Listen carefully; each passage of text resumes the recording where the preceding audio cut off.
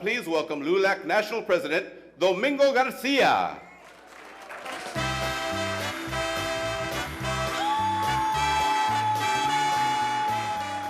Whoa. You got to start out with Little Joe, ¿verdad? Chicano National Anthem.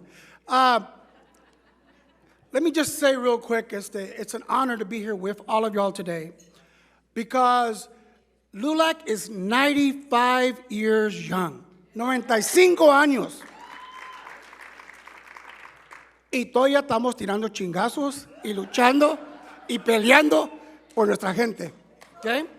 Just like those founders in 1929 who came back from World War I and didn't like the discrimination and the double standards that existed back there and then. And as we look forward here in 2024, let me say LULAC continues in that struggle to make sure that every Juan and Maria has the same opportunity as every Billy, Bob, and Mary Sue in this country. And let me tell you why that's important. Because there are people, you know, when I was a little kid, tenía una abuelita, and we were in a little town called Porvenir, Texas, y me decía, mijo, cuidado si sales en la noche, porque te agarra el cucuy. Okay? Well, we have at least 2 modern living cucuys today. Y yo no tengo pelo en las lenguas. So, one of them is Governor Abbott de Texas. Es un cucuy trying to scare kids. El otro es de Florida, Governor DeSantis. Let me tell you why I think they're cucuys. Who would put in January a family with a T-shirt and shorts and flip-flops and put them on a bus to Chicago, Illinois? That's pretty gacho. Okay? That's pretty gacho. It's one thing to do politics. It's one thing to no tener vergüenza of how you do those politics. And it takes organizations like LULAC to make sure that we fight and stand for those immigrants who just crossed, as well as those like my grandfather who came in 1916. We have to fight for them. We need to defend them. And we need to make sure that America lives up to its dreams.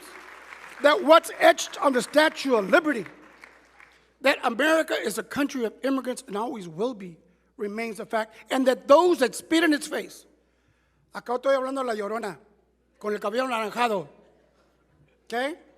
Que siempre está llorando que the brown people are coming and we got to build a wall and we're going to deport them all.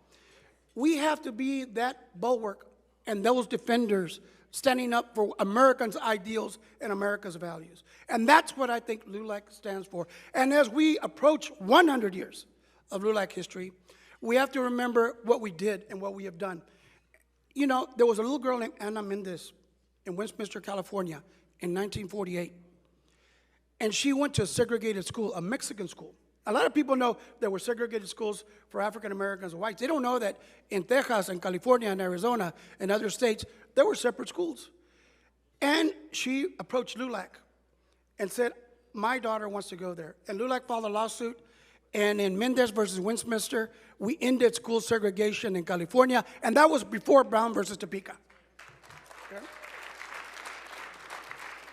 When I had, where's Ana Tapia? Ana, ¿dónde estás? When Ana got a call from a mother from Houston, Texas, mi hija siempre me llama. She's stationed at Fort Hood. Y no me ha llamado en 3 días. She hasn't called me in 3 days. Ana took the call. She helped that mother. And we try to find justice for Vanessa Guillen to make sure that no Latina ever gets harassed, raped, or charged with any type of abuse in our military. And we passed the Vanessa Guillen Act to protecting our women in the military.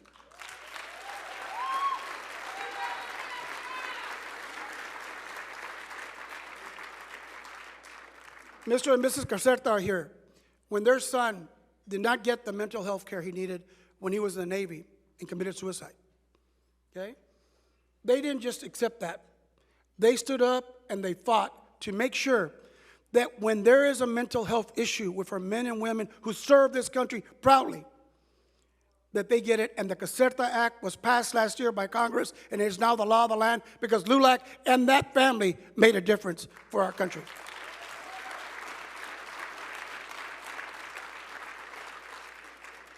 Javier Cáceres, stand up, please.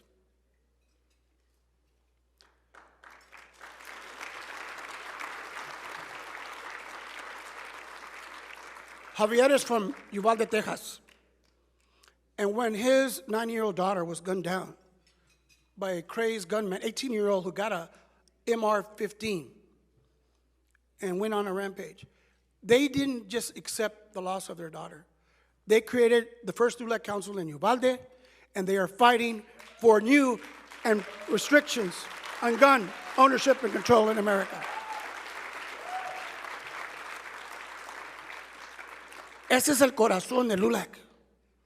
That is what drives us and motivates us. And I hope that those of you who are out there today carry that torch as we go forward.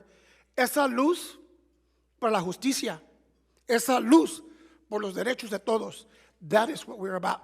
And as we look forward to all these great people who have been given these awards, it's because they stand for our LULAC values that we've had since 1929 and we have in 2024. Muchísimas gracias. And I like at this time to recognize one of those heroes. Porque son los valientes, los que no tienen miedo, that make a difference.